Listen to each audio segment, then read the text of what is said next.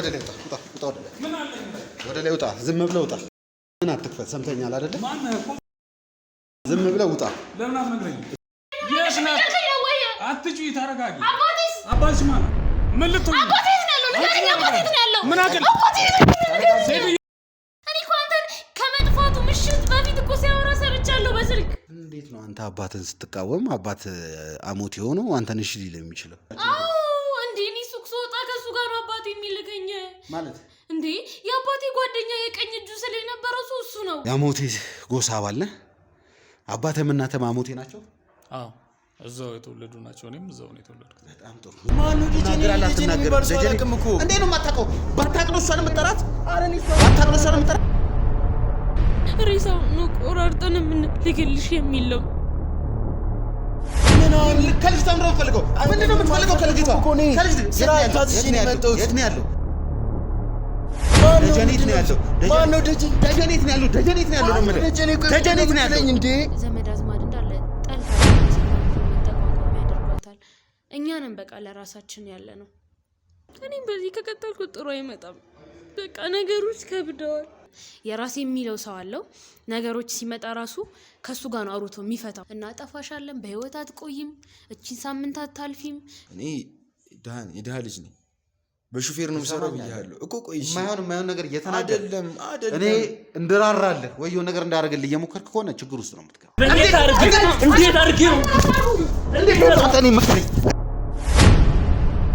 ምንድነው እርሚሉ ገለይ ነው እንዴ ምንድነው እንዴት ትሸመጥጠኛለህ እሺ ተረጋጋ እንዴት ትሸመጥጠኛለህ እርሚ እባክህ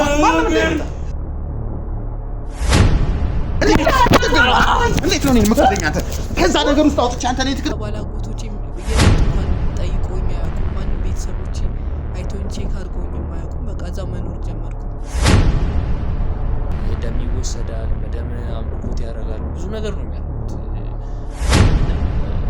ሀያቴ ሞተችው ከእናቴ በፊት ነውና ሀያቴ ደግሞ የባዕድ አምልኮ እንትን ነበር እናቴ ባትስማማም እሷ ታምን ነበርና ብዙ ነገር እንዴት በምን እንደምገልጽ ራሱን እኮ አላውቅም መግለጫ የለኝም ስለ እድሜ ብዙ ነገር ነው እኛ እኔ ምንም እናውቀው ነገር የለንምና በዛ ጊዜ ያሰቃዩናል ይመቱናል እነሱ ያርጉ ያሉትን ነገር ብቻ ነው እኛ ሁሌም እናረጋው እዛ ቦታ ላይና ነገሮችን ትነግረኝ ነበር ሀያቴ ሁሉም ነገር የሚሳካው በዚህ ነው ምንድነው እርሚሉ ገለይ ነው እንዴ ምንድነው ትላጥፋ ራሴን ልስቀልበላ ተረጋግኝ ምንድነው ያዘችው ያዛት አረ መድኃኒት እየጎረሰች ነው በቃ ራሴን ማጥፋት ፈለኩኝ አይደል እንዴ ለምንድነው ሐኪም ቤት ድረስ ይዛችሁ ሄዳችሁኝ ማትረፍ ለምን አስፈለገ ለምንድነው ማተውኝ መድኃኒት እየጎረሰች ነው ያዛት አፏን ያዛት እግሯን ሁሉ ነገሯን እኮ ነው ቆራርጣ አሰቃይተው ማለት ነው ግደሉኝ ብላ ሞት እስከምትመኝ ድረስ የለመነቻቸው የሞተችው 3 አመት ተጋብተሽ ኖረሻል አዎ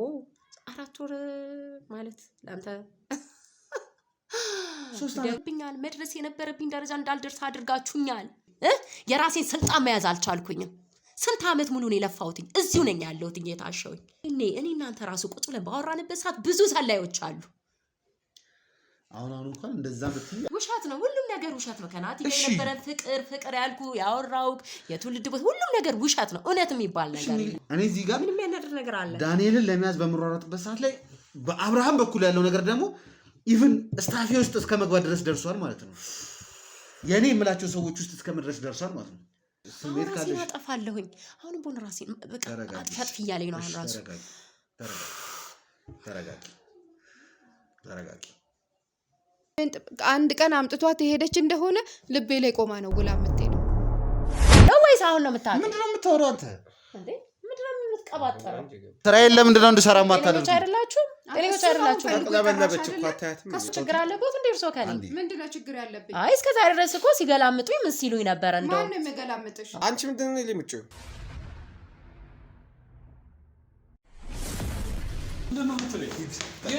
ወደ ላይ ውጣ ወደ ላይ ውጣ ዝም ብለህ ውጣ አፈን አትክፈት ሰምተኛል አይደለ ዝም ብለህ ውጣ ለምን አትነግረኝ እሱን ስንገባ ምን እናወራናል ናውጣ እየወጣው ነው ግን የት ነው የምንገባው ዝም ብለህ ሂድ ሳሙኤል ምንድነው ማናችሁ ግባና ተቀመጥ አንተ ለዚህ ሁላ ሲራ ባለበት ምን ማለት ነው አባቴ የት ነው ያረጋችሁት ማን ነው አባትሽ ማንሽ አንቺ ማኔ ጭራሽ ማንሽ አንቺ ነኝ ታውቂዋለሽ እንዴ? የአባቴ እኮ ቀኝ እጁ ማለት እኮ ነው ይሄ እኮ። ማን አባትሽ? እኔ ቀኝ እጅ ልሁን ግራ እንዴት ሆኖ ነው ቀኝ እጅ የሚሆነው? እንዴ እኔ ማለት እኔ አራቅሽም እያልከኝ ነው? አልገባኝም። እኔ እያልከኝ ነው ወይ? አትጩይ፣ ተረጋጊ። አባትሽ ማን ነው? ወይኔ አባቴ እንዴት ነው ያደረጋችሁት? ማን ነው አባትሽ? የቀኝ እጁ እኮ ነው። ምንድን ነው? የት ነው ያመጣችው? እኔ ራሱ ሱቅ መልስላት። ሱቅ ራሱ ስላት እኔ አላውቃትም። ምንድን ነው? እኔ አላውቃትም። አባቴ እንዴት ነው ያደረገው? መልስልኝ። አባቴ እንዴት ነው ያለው? ማን ነው አባትሽ? ገደላችሁት? አባቴ እንዴት ነው ያለው? ስም የለውም እንዴ አባትሽ? ወይኔ ከስራ ላይ ነው እንትን ያልኩት። ምን አባቴ እየራቀ ንገረኝ። ለምንድን ነው ዝም ብለህ ቀልድ ነው እንዴ ያልሽው አንቺ? አባትሽ ማን ነው? እኔን አታውቅኝም ነው? አላውቅሽም እያልከኝ እኔ እስቲ ታመነ እኔ ማን ነኝ? እንዴ ማን ነኝ እኔ? የኔ ወንድም መሄድ አለ። ጊዜ እየሰጠው ነው ያለሁት። ንገሪኝ፣ ማን ነው? እንደማያውቅ ከሆነ ትተዋወቃላችሁ። እንዴ እኔ ሱቅ ስወጣ ከሱ ጋር ነው አባቴ የሚልከኝ። ማለት እንዴ የአባቴ ጓደኛ የቀኝ እጁ ስለነበረው እሱ ነው እንዴ? አባትሽን እኮ ነው የማላውቀው። አባትሽ ማን ነው? አቶ ደጀኔን አላውቀውም እያልክ ነው ወይ? ወይኔ ፈጣሪ። እኔ ወንድም እኔ የአቶ ደጀኔ ልጅ በማክስ ነው የምትንቀሳቀሰው። ስለዚህ እኔ ላቅሽ አልችልም። ባንዴ እኔ በማክስ የምንቀሳቀሰው እንዴት ላቅሽ እችላለሁ? እኔ በማክስ የምንቀሳቀሰው ወይ? እኔ የአቶ ደጀኔ ሹፌር ነኝ። ሹፌርም ተላላኪም ሁሉን ነገር የምሰራው እኔ ነኝ። ተላላኪ አይደለም አንተ፣ የቀኝ እጁ ነህ። እኔ እኮ አውቃለሁ እንዴ። ይኸውልሽ አርግ ያለኝን ሁሉ አረጋለሁ። በእርግጥ ግን አንቺ እኔ ስማኝ፣ ደክሞኛል፣ በጣም ደክሞኛል። እኔም ስራ አቋርጬ ነው የመጣሁት። እኔ ወንድም ምን እያላችሁ ነው ያላችሁት? ትሰማኛለህ? እኔ ዛሬ ቀን ሙሉ ስንከራተት ከሰው ጋር ስጣላ ስጋጭ በዚህ ኬዝ ምክንያት ይሄ ነገር ለእኔም አዲስ ነው። እኔ ወንድም ከአቶ ደጀኔ ጋር ተለያይተናል። በጣም ቆይተናል። ከማን ጋር የተለያየኸው? ንገረኝ። አባትሽን ካገኘሁት ረጅም ጊዜ ነው እኮ። የት ነው ያደረገው? አንተ የት እንዳለ የምታውቀው? እባክህ እኔ ታደርገዋለሁ። እናቴ ታማብኝ። እኔ ታደርገዋለሁ። አባትሽ የት እንዳለ ንገረኝ እባክህን። የምታውቀው ነው? እባክህን ከአንተ ውጭ የሚያውቅ ሰው የለም። እባክህን ንገረኝ። ይኸውልሽ አሁን ያገኛችሁኝ እኔ ስራ እየፈለግኩኝ። እኔ ከእነሱ ጋር ከተለያየሁ በጣም ረጅም ጊዜ። ወይኔ ፈጣሪ። ትሰማኛለህ? ቢሮ ዘግተህ ስትወጣ ነው ባልደረቦች የያዙክ። አዎ፣ ግን ያው ስራ ላመለክት ነው እዛ ቢሮ የገባሁት። ስራ ልታመለክት ነው ቢሮ ዘግተህ የምትወጣው? እየዘጋሁኝ አልነበረም። ቢሮ ዘግተህ ልትወጣ ስትል ነው። ይኸውልህ እኔ አሁን ከደጀኔ ጋር ከተለያየን ቆይተናል። ደጀኔ ጋር የምሰራው ከ2 ወር በፊት ነው። ተቆራርጠናል ከሱ ጋር። ምክንያቱም እኔ ከአባትሽ ጋር በጣም ረጅም ጊዜ ነው ከተገናኘ። ምን እያደረገ እንደሆነ የት እንዳለ እኔ አላውቅም። ወይኔ ፈጣሪ እባክህ የበላበትን እጃትን ከሰባከን አባቴ የት ነው ያለው? ነገር አንድ ነገር ስትለኝ ነበር። እሷ ስልክ ላይ ደውሎ የሚያወራኝ ሰው ድምፁ አዲስ አልሆነብኝም። ማን እንደሆነ ራሱ ነው። ራስህ ነህ ስታወራኝ የነበረው። እኔ ብዙ ሰው ነው የማወራው። ራስህ ነህ። ቅድም ደውለህልኝ እዚህ እንደዚህ አይነት ቦታ ነኝ መኪና ይጠብቅሻል ያልከኝ ራስህ ነህ። ለምንድን ነው ያለ ማስረጃ አምጣው? ማስረጃ አለ እኮ ስልክ አለ፣ እነሱ ጋር ነው አለ። ምንድን ነው አዲሱ ታክቲካችሁ ነው? ወይኔ በጣም እኔ ደጀኔ የሚባል ሰውዬ ከተገናኘን በጣም ቆይተናል። እሱ ጋር መስራት ካቆምኩ ረጅም ጊዜ ነው። 2 ወር ሆነኛል ያልከው? አዎ። በምን ተጣላችሁ? ይኸውልህ ብዙ ነው ምክንያታችን ብዙ ነው። ግን ከዛ በፊት አሞቴ የሚባል ጎሳ ውስጥ ነው እኔ የተወለድኩት። ኦኬ፣ ዋንኛው ነህ? እሺ፣ እሱን አላውቅም፣ ግን አሞቴ ውስጥ ነበር። እኔ ውልደቴ እዛ ነው፣ እድገቴም እዛ ነው፣ ምሰራውም እዛው ጎሳ ውስጥ ከልጅነቴ ጀምሮ። ሌላ ሴርና ምናምን የሚባሉ ጎሳዎች አሉ። ሴምራን ጎሳ ለጋችሁ አርጋችሁ ጥሩት። ይኸውልህ እዛ አሞቴዎች፣ እኛ አሞቴዎች እነሱን በማጥቃት ብቻ ያሉት ነገሮች ደስ አይሉ። የእነሱን ጎሳ አባል መግደል የጀግንነት መለያ አድርገን ነው እኛ የምንወስደው። የእነሱን ከብት ብቻ የእነሱን ነገር በመውሰድ ነው እኛ የምንተዳደር የነበረውና ያ ነገር ደግሞ እኔን አላስደሰተኝም ምክንያቱም ያው ሰብአዊነት የሌለው ስራ ነው። አባቴም ይሄን አድርግ ሲለኝ እኔ ደስተኛ አይደለሁም ይሄን ስራ ስሰራ በሰዓቱ። ምክንያቱም እኮ መናገር ለኛ እኔ ምንም ጥቅም የለውም። አሁን አባቴ የት እንዳለ ብቻ ንገረኝ። ልመጣልሽ ነው ከአባትሽ ጋር ልመጣልኝ። አንድ አማርኛ ንገረኝ። አባቴ የት ነው ያለው? ከአባትሽ ጋር የተለያዩበትን ምክንያት ልመጣልሽ ነው። አንተ ለካ ተረጋግተሽ እኔ እኮ አንተን ከመጥፋቱ ምሽት በፊት እኮ ሲያወራ ሰምቻለሁ በስልክ። ንገረኝ አባቴ የት ነው ያለው? በቃ እሱ ነው ማወቅ የምፈልገው። አሁን የእሷን አባት እኔ ላመጣው አልችልም። አንድ ነገር ልታውቅ እፈልጋለሁ። የእሷ አባት የት እንዳለ ታውቃለህ? ጠንቅቀህ ነው የምታውቀው እንዴ? አንተ እኮ አንቺንም አላውቅሽም ስትለኝ የነበርክ ሰው ነህ። ለነገሩ አሁን ከደቂቆች በፊት ከሰከንድ በፊት እነሱ ቤት የምትመጣ እነሱ ቤት የምትመላለስ የደጀኔ ሹፌር የነበርክ ሰው አላውቅሽም ብለህ ክዳታላ። ያው የእሱ ልጆች እንዳይጠቁ ምናምን በሚል ተሸፋፍነው ነው የሚሄዱት።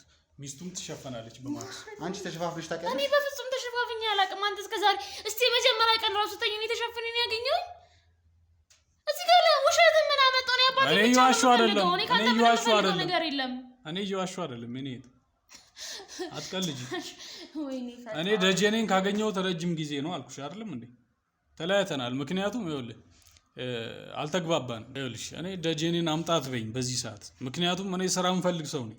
ማነው ስራ የሚፈልገው እንዴ? አንተ ከአባቴ ቅጥረኛ አይደለ? ተረጋግተሽ አውሪኝ። በትክክል ነው እያወራ እኔ በመሆኔ ነው እስካሁን ቁጭ ብዬ እያወራ ያለሁት። ተረጋጉና እናውራ። ምን ልትሆኚ? አባቴ የት ነው ያለው? ንገረኝ። አባቴ የት ነው ያለው? ምን አቅል ሴትዮ አባቴ የት ነው ያለው? አባቴ የት ነው ያለው? ንገረኝ። አባቴ ንገረኝ። የት ነው ያለው? አባቴ ንገረኝ። አባቴ እንዳለ ሳይነግረኝ እኔ ወዴትም አልወጣም። አባቴ እኔ አስተካክለዋለሁ። ነይ ውጪ። አባቴ ነይ ውጪ።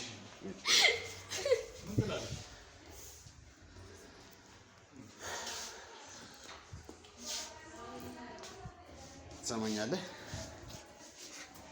እኔ አንድ ነገር እንድታውቅ እፈልጋለሁ። በጣም ታግሼ ትዕግስቴን ጠብቄ እያወራሁ ያለሁት በአንድና በአንዱ ምክንያት ነው። ያም ደግሞ በጣም ስለደከመኝና ስለሰለቸኝ ነው። ትሰማኛለህ አይደል? ደጀኔ አውቃለሁ ወንጀለኛ ነው። ነገር ግን እሱን የመቅጣት ምንም የማድረግ መብቱ ያለው ህግ ጋር እንጂ የተለያዩ ሰዎች ጋር አይደለም። አንተ እዚህ ጋር ከደጀኔ ጋር ተለያይቻለሁ ነው የምትለው።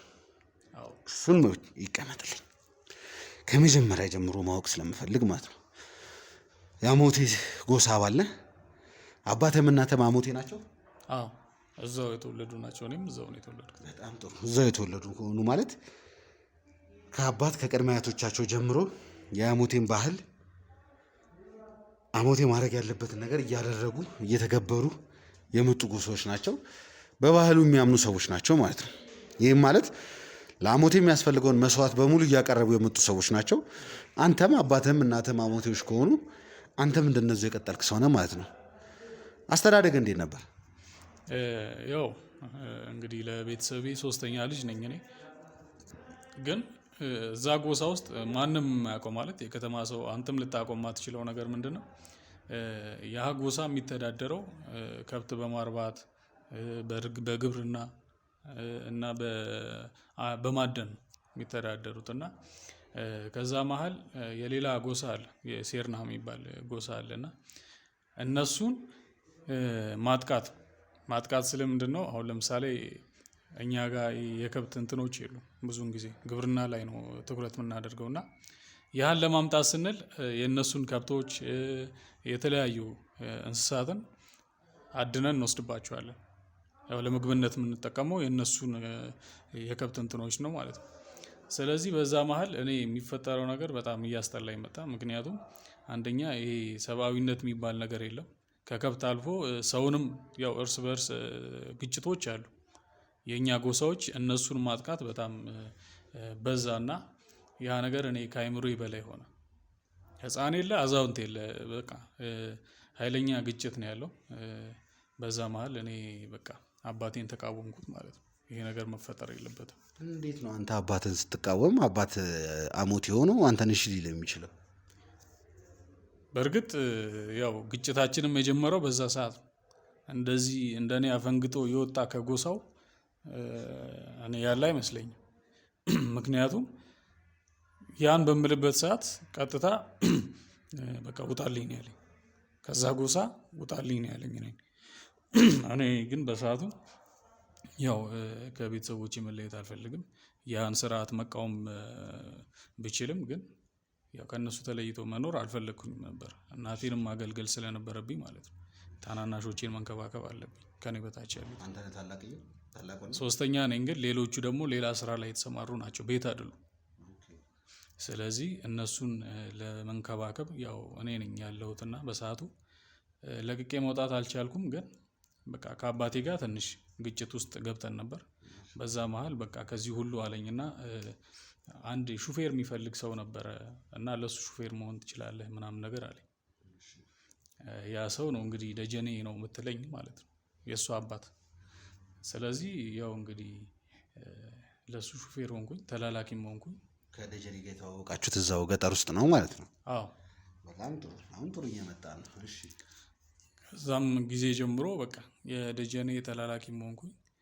ቀጥታ ወደ ሽፍርና አይደለም የገባሁት፣ በመላላክ ምናምን የሱን አገልጋይ ሆኜ ነው የቀረሁት መጀመሪያ ላይ። ከዛም በኋላ ነው ሹፌር መሆን አለብህ አለኝ። ከዛ ሹፌርም ጥበቃም ሆንኩ የሱ ማለት ነው። ከዛም በኋላ ነው በቃ ረጅም አመት አብረን መስራት የጀመረው። እና ግጭቱ የጀመረው ምን ላይ ነው መሰለ? የደጀኔ አለቃ አለ ዳንኤል የሚባል። አውቀዋለሁ።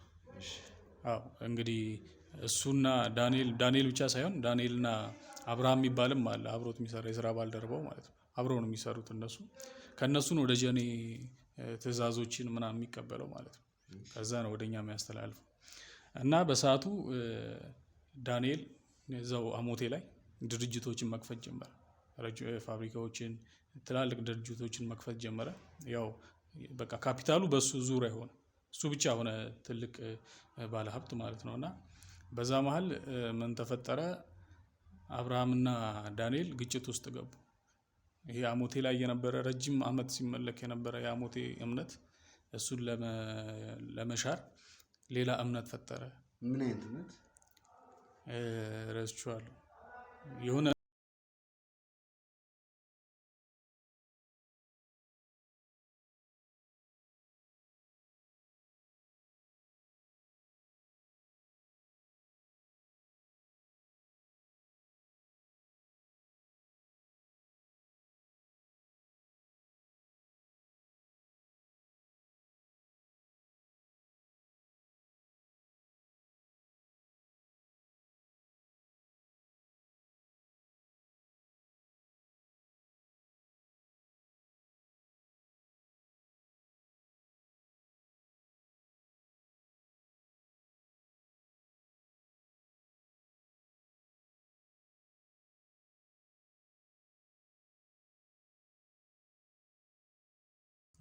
ያው መስራት ቀጠልን። ያው ደጀኔ ጋር እንትን ቀጠለ፣ መስራው ቀጠለ ማለት ነው። በዛ መሀል ግን ትንሽ እዛ ላይ የሚፈጠረው ነገር እኔን ያበሳጨኝ ምናምን ነገር ጀመር ማለት ነው። እዛ ጎሳ ያን ጎሳ አሞቴን ጎሳ ለማጥፋት የሚደረጉ ነገሮች እየበዙ መጡ። ለምሳሌ ይሄ ደጀኔ የሚቀመማቸው መድኃኒቶች እናቶችን ማን የሚያደርግ ናቸው ማለት ይሄ ምንድነው? እዚህ ህመም